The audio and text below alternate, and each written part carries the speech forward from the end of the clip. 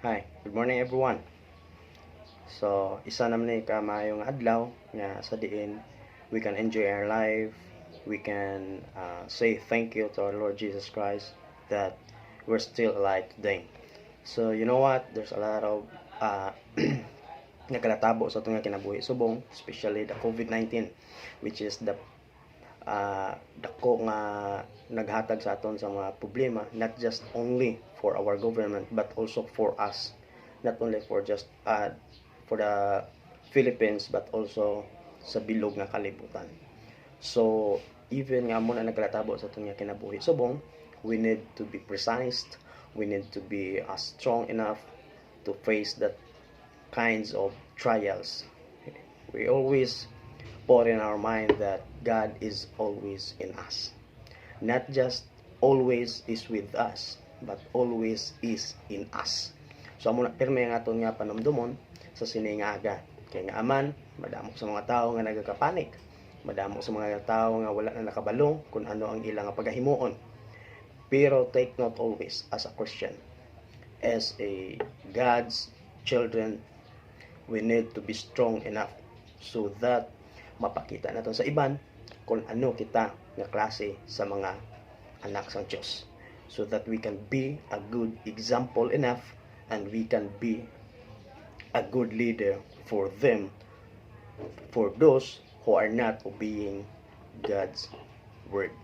So this morning, as we're going to tackle a little bit of what we call the Word of God, shall we pray? Lord God in heaven, we thank you so much for this day.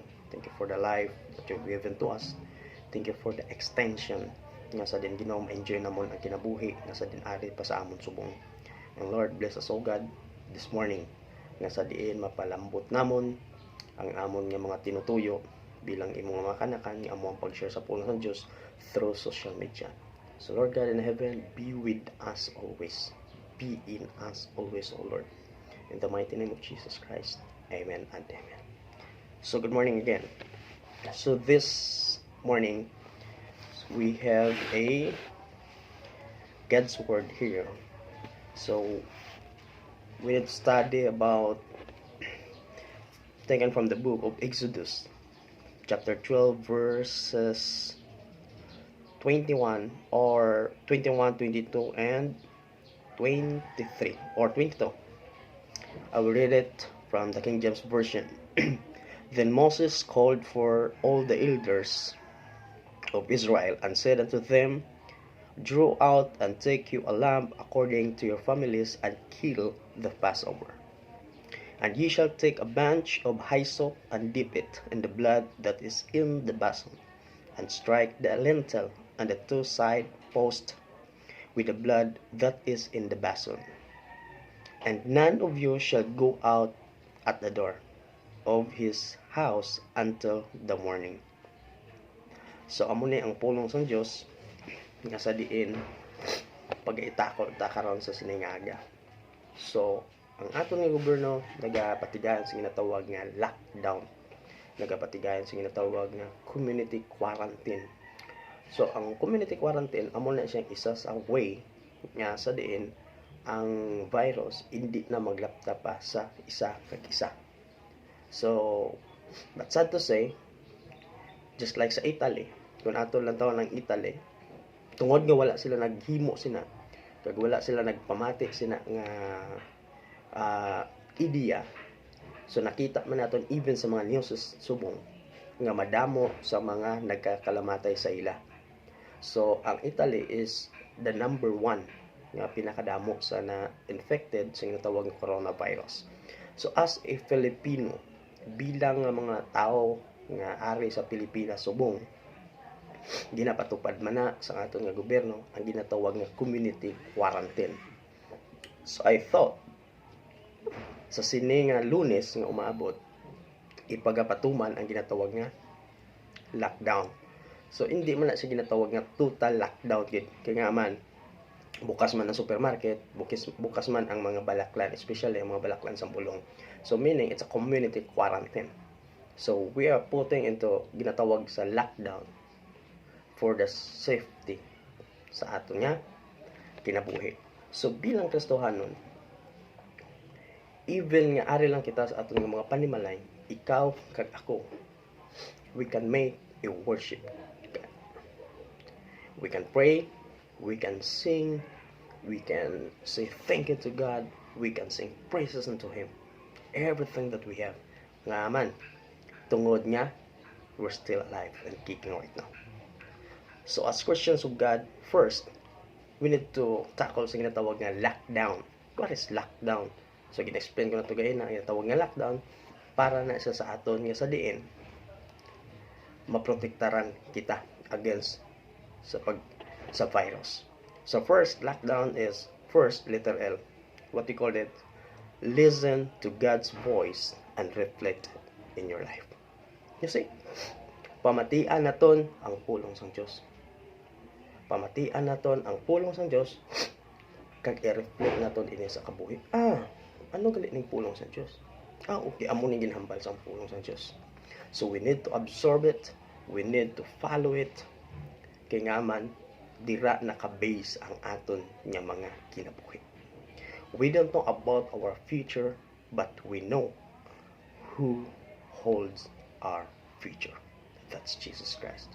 Listen to God's voice or to His words and reflect in your life. Second, obey His words and His teaching. So if you listen, according to the book of Romans chapter 10 verse 17, faith cometh by hearing, and hearing the word of God. So which means, if you listen first, if you listen the word of God, you need to be it. But it's your choice. If you want to obey, much better. Pero kung hindi ka mag-obey, delikado na. That is why after you reading the word of God, you need to reflect it. After you reflect sa sina nga pulong sa Diyos, you need to obey that word. If God says, pray without ceasing, you need to pray without ceasing. If God says you need to do this, you need to serve other people, you need to pray for the other people, then do it. Amo na ang hambal sa pulong sa Diyos nga hindi na nato dapat palapason pa. Third, call on Jesus' name. You see, whatever trials in our life, whatever circumstances, whatever anxiety comes in our lives, we need to call the name of Jesus Christ. The name that above all names, the King of all kings.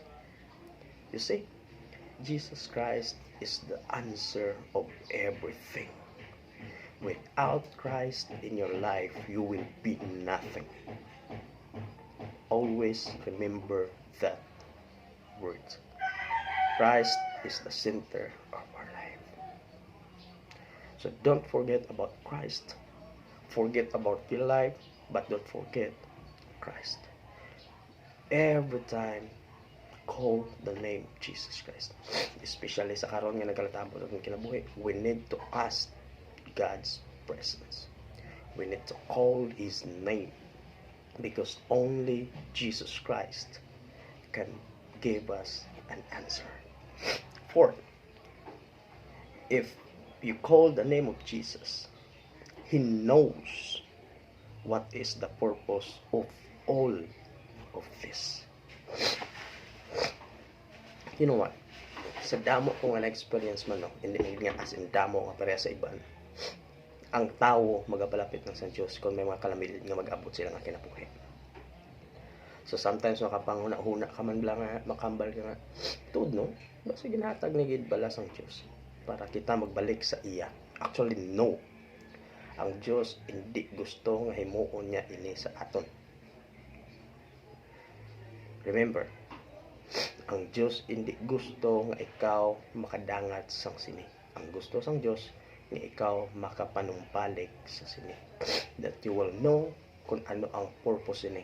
Everything that happens in our lives, may purpose ini. Kag ang purpose ini, amo nga ikaw kag ako magapabilin dira sa Ginoo. He knows what is the purpose why He choose you. Always remember. Nga sa pagkadamo-damo nga tao nga pagbugtaw sa aga, why na. Pero nga agin choose ka sa Dios nga makabugtaw pa. Nakamind ka sa na. Nakapanguna-huna ka sa nautod. Nakapanguna-huna ka sa mga kinabuhi. Nga Lord, nga ako pa. Why me? That He chose. Nga mangin buhi pa sa sining adlaw. Because God has a purpose in your life. Always remember, God has always a purpose of your life. And even kung anong nagkalatabo sa sini nga pangnahon subong, ang Diyos mismo may purpose. Fifth, dwell in His presence. Do not panic. Nakita na to ng subong nga panahon. Madamo sa mga tao nga nagkakapanik. It's an attitude of being a person. Nga nagkakapanik kita. But as God's children, you don't need to panic. Kung anong naglatabo sa imong kinabuhi, kung anong naglatabo subong, always put in your mind that God is always in us. Always put in your mind, don't panic, just pray, just call the name of Jesus, obey His words, and listen to His voice. Do not panic. Just dwell in His presence, even in the midst of calamity. Number 6, offer your life in a prayer and pray for the others. Just offer your life in a prayer. Amo ning kulang sa aton subong. Sa mga tao subong, ang na-observe ko, makakaon lang sila, goods na. Makatulog lang sila, goods na. Makalagaw lang sila, goods na. Amo lang na. Nalipat sila kung diin inaalintanan. You know what? Even sa atong pagkaon, we don't know how to pray. We don't know how to say, thank you Lord Jesus for this food. You see? And even sa aton nga pagtulog, sa aton nga pagbugtaw, wala kita nagapangamuyo. Lord, thank you for the life. Lord, opdi ako sa akong pagtulog karon. Ipabatsik sa akon ang maayong nga tulog, Dios. Nga sa din pagbugtaw sa bukas, may buwas damlag ka, nga kaupo di ka sa kihapon. Wala na to sina. Pagbugtaw sa aga, dito lang talang bugtaw. Kap-kap kundi ng cellphone. Tanaw ko may message. Nalipat ta to say, thank you Lord Jesus for the life.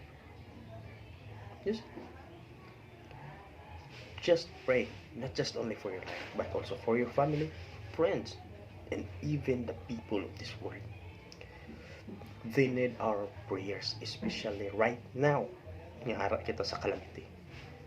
Tanan kita nagakatubang sa sinay nga mga kalamidad. But all we have to do is to pray. Wala ka man sing mahatag nga material nga mabutang, pero may pangamuyo ka nga pwede ma-offer para sa ila. So offer your life for a prayer. 7 is wait and be patient. He will answer you. If you pray, wait. Don't be rush. Amo ni naglatabo subong. Ang gusto ng tao, once nga mga muwi sa subong, sabtan siya pagkahapon. Kasi, hindi na amo. Kung magpangamuyo ka, you know how to be patient. You know how to wait. Be patient. Wait. Because God knows the best in your life. God knows the best in our lives. May ginatawag ang Diyos nga right time sa pagsabat sila. Even na wala ka pa naghambal, nakabalo na ang Diyos sila. But God knows better than you. God knows the best or the right time for you. He will answer you. Just wait and be patient. Ang naging ginahambal sa ibang author, patient is a virtue. So you need to use that para kita mangin malikon sa gihapon. Lastly, nurture our personal relationship with Him. I-nurture ta ang aton nga kinabuhi, ang aton nga relasyon dira sa Diyos. Kinanglanon ta na utod. Kaya nga aman, without God, kung wala ta relasyon sa Diyos, we are nothing. Paul said, I can do all things through Christ who strengthens me. You see, without Christ, he can do nothing. Why? Because wala siya sa relasyon sa Diyos. But si Paul, aral siya sa Christ, he has a relationship with Christ, so he can do everything that he can because of God's presence and because of his relationship to God. So as people right now sa gina-face ta nga calamity which is called the COVID-19 pandemic, so we need to put our life into Christ. We need to put center, or we need to put in our lives into Christ, that nga sa diin si Kristo bangin sentro sa aton man nga kinabuhi. So this morning, as we tackle the word lockdown, suliton ko, lockdown, L stands for listen to God's voice and reflect that word. O, obey His words and His teaching. C, call on Jesus' name. K, because He knows what is the purpose of all of this. D, dwell in His presence. Do not panic. 6, offer your life in a prayer and for everyone. 7, wait and be patient. He will answer you. Lastly, N, nurture our personal relationship with Him. Lock down. So, God bless us and more blessing comes to us. So may the Lord bless us and continue to extend our lives, so with that we can praise Him, we can say thank you, and we can sing praises unto Him. God bless us all.